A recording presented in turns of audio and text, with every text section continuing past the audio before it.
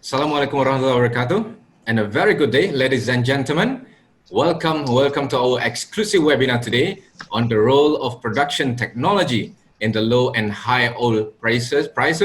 Will be presented by Thierry Wee, Principal Production Technologist, and Graham Ray, Production Technology Advisor.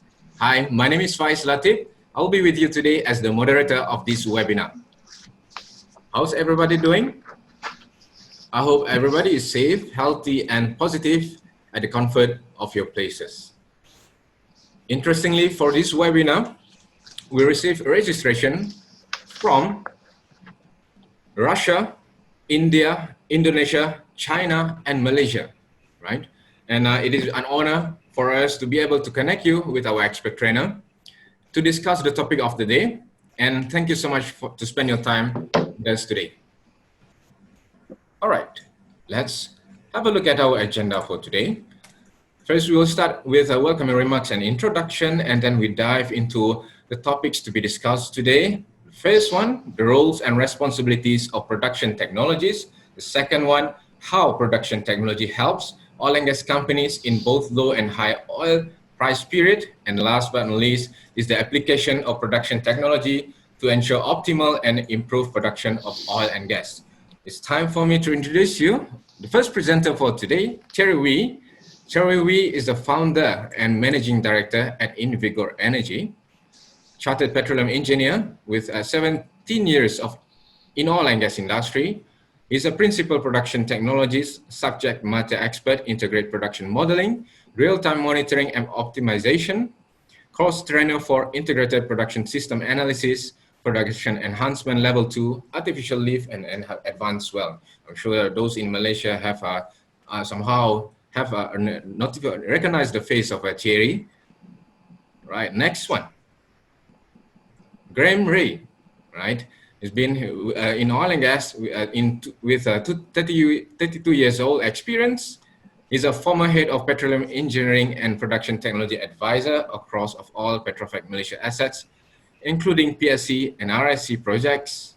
He's a former head of well technology, Talisman Malaysia, technical authority for wells, short-term forecasting, well delivery process development, and engineer competency assessment. Again, we have two basically popular figures in oil and gas in Malaysia. Without further ado, I wish ladies and gentlemen to relax, sit back, and enjoy the session. With that, please welcome Thierry and Graham. Hi, thank you, Faiz, and thank you for this opportunity to have this webinar today. So, like Faiz mentioned, we will be conducting this webinar with myself and also Graham. Before we start, let me just put my presentations on the screen. Let me just share the screen. Okay, so today we will be talking about production technology.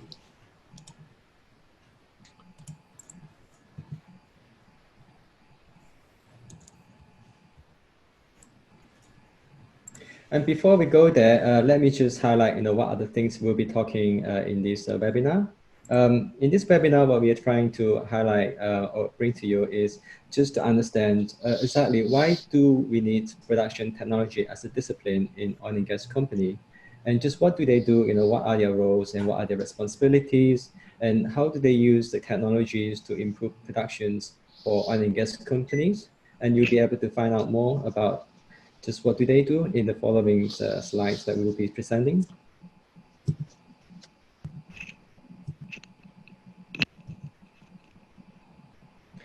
Now, when we talk about production technology, it's actually a very unique discipline that makes up of a bunch of other disciplines. So, for example, in the skill sets for production technology, that includes oil designs, petroleum engineering. You need to know a little bit of geosciences, surface facility, and also you also need to know other areas, for example, such as well interventions, and also on production chemistry, well integrity. So it's really a mixed bag of very important skill sets that glue everything together that allows the PTs for production technology to play a very pinnacle roles in the oil and gas industry.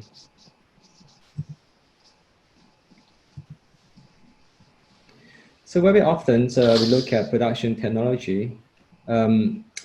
Well, one of the main roles of production technology is to create values and also to capture values along the entire life cycle of the well assets. And what do we mean by that? So you very often you see that production technologies are the first person to get involved in identifying, where are the wells and, the well designs, and also working with subsurface to understand just what kind of wells that the well should be. For example, what kind of flow path that the well should be having in the reservoir, what kind of completions, and what kind of sand phase completions strategy. And all this information is very important for supporting field developments and also final investment decisions. So once that is done, very often the production technologies will then carry the projects to execution phase. So in this phase, what will happen is that the production technologies will work together with the completion engineers and also the drillers to make sure that the well is drilled and completed to the original objective of the FDP. So when that is done, again, the production technologies will bring the wells into the next phase of the well life, which is operates. And very often, a big part of that phase is production optimizations. And the production technology will be working together with the production disciplines to maximize well productions, on a daily basis. And along with that, the production technology will also need to work with the subsurface discipline to make sure that well and reservoir surveillance is carried out so that the data that we collect from the wells is bring back to the reservoir level to paint a bigger pictures so that the reservoir engineers can optimize the whole field. And eventually, the well will come to its end of its field life or the well life. And very often, production technologies are the ones who would then work on abandonment proposal to making sure that the well is abandoned according to the requirement of the regulatory bodies and also to the standard that's required by the company. So you can really see that the whole career of the production technologies, there are a lot of touch points that the production technology will have to work with different people. And that really brings a lot of excitement because, through this interaction with different disciplines, the career of the production technologies is really enriched by the fact that they have to get to know so many different technologies, but they also need to have the people skills to talk to a range of different people, and not only for doing the technical work, but they also have to problem solve a lot of the times. For example, there will always be problems when you bring up the wells to productions and managing the wells, especially well that has been producing for 20, 30 years, they bound to have a lot of problems. And the production technology really needs to know the different kind of knowledge and the skill sets and understanding what technology is best suited for what situations.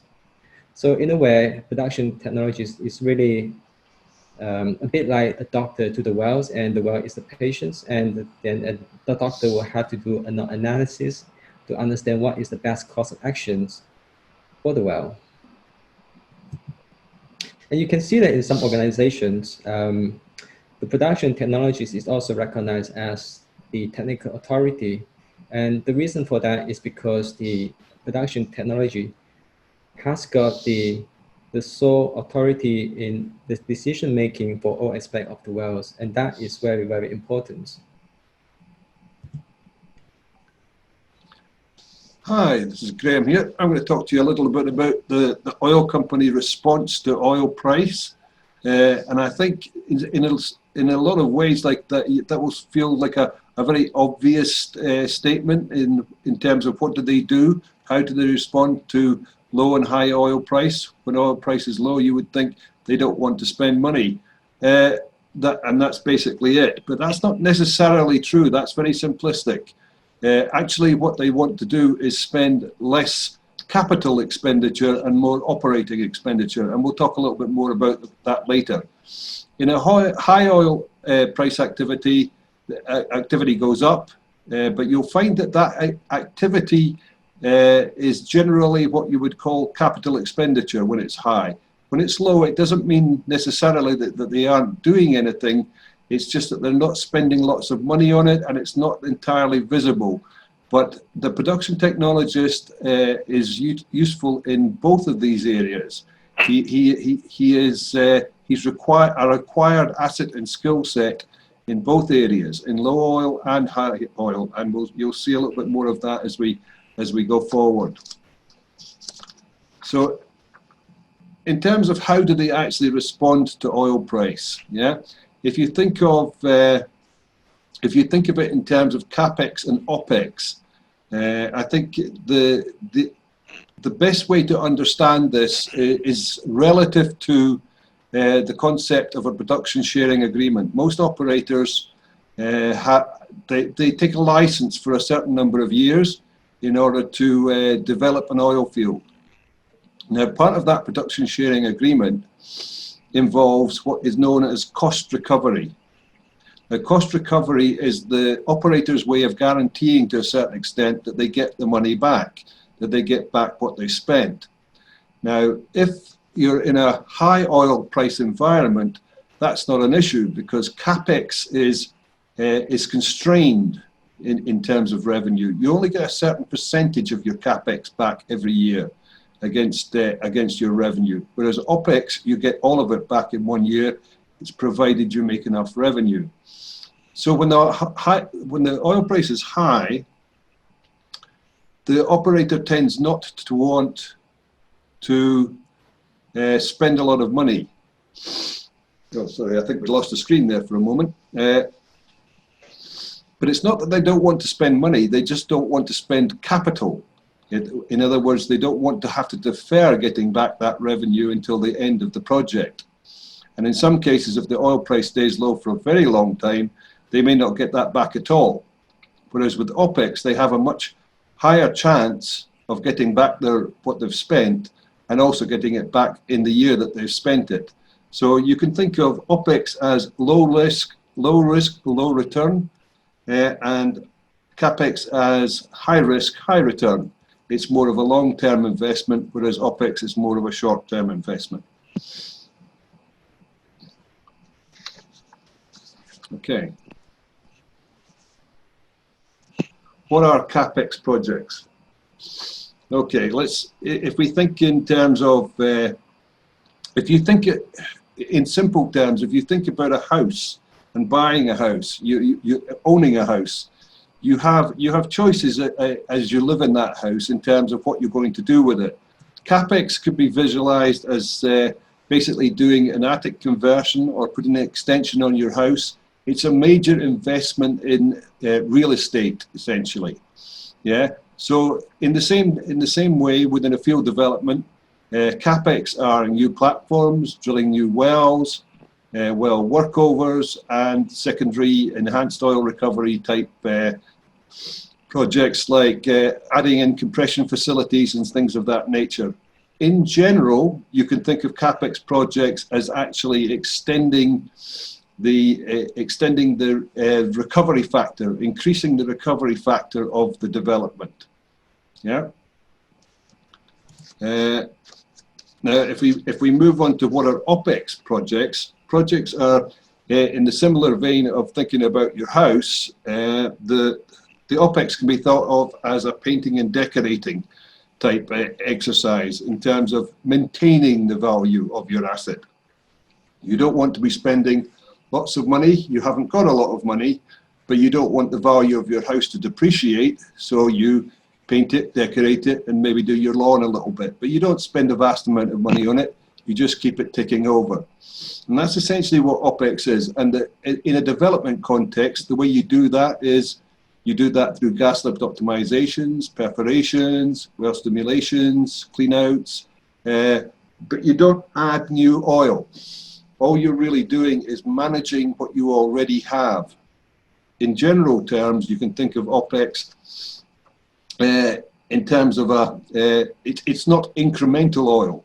Yeah, you could argue in a lot of ways, and you'll probably hear it argued within the industry, that OPEX is not incremental oil. It's accelerated oil in some ways.